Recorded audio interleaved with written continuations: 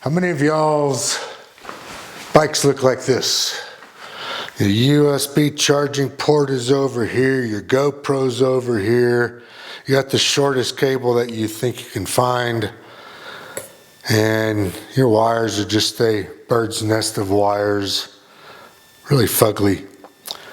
There's no reason to put up with this, none at all, and I'm going to show you how to fix this. This is easy to relocate. Check this out.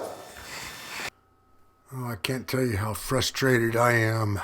First clip I got good sound, and then after that I lost everything. So bear with me while I dub sound in after the fact. But here's the deal. Behind the USB right here, there's a 3mm hex head screw. You need a hex head wrench. If you don't have a set of wrenches, you better go buy them, because you're going to need them for tightening everything else up on this bike almost after every ride. But lefty-loosey, righty-tighty, so it's a stainless steel screw. There's only one of them. You can't miss it. You can't get it wrong.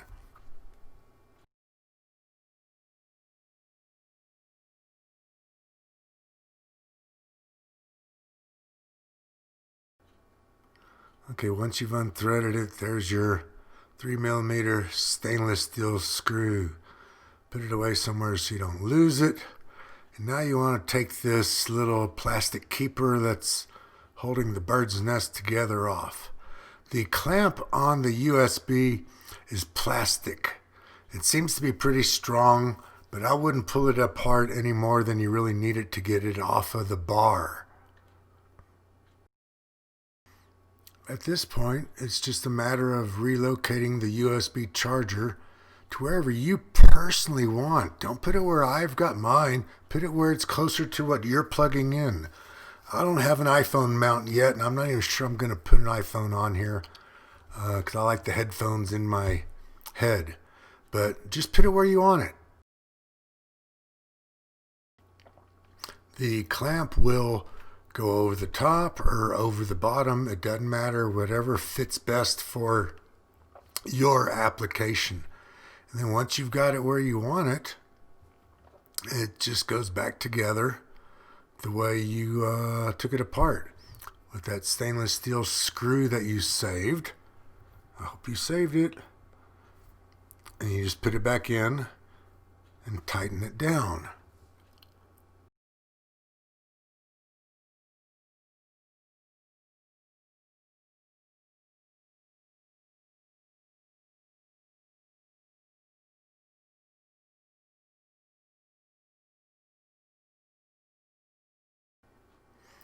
Once you know you've got it exactly where you want it, and you're pretty confident that's where it's going to stay, make sure you put some tight onto it. You don't want to tighten this too much. Remember, it's plastic, but you don't want it to be flapping around and moving easily either.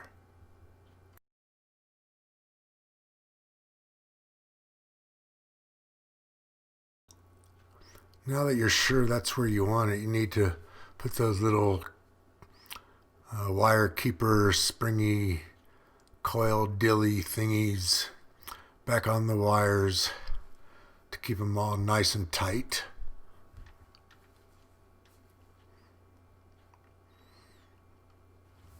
Try to make it look as good as you possibly can anyways.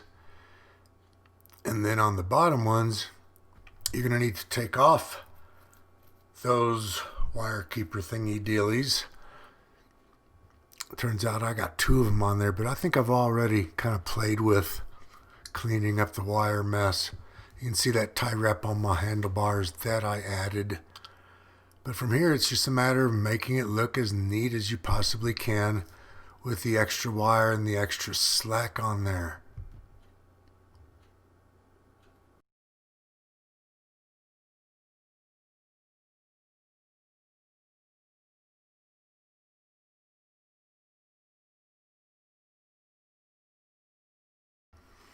Okay, that doesn't look bad. Doesn't look great, but I've seen a lot worse. But check this out. This is the whole reason we're doing this. Boom, look at that. I got a little 6-inch cable off of the intraweb, and now nice and clean, and I don't have an extra 18 inches of slack laying around going from the USB charger to my GoPro.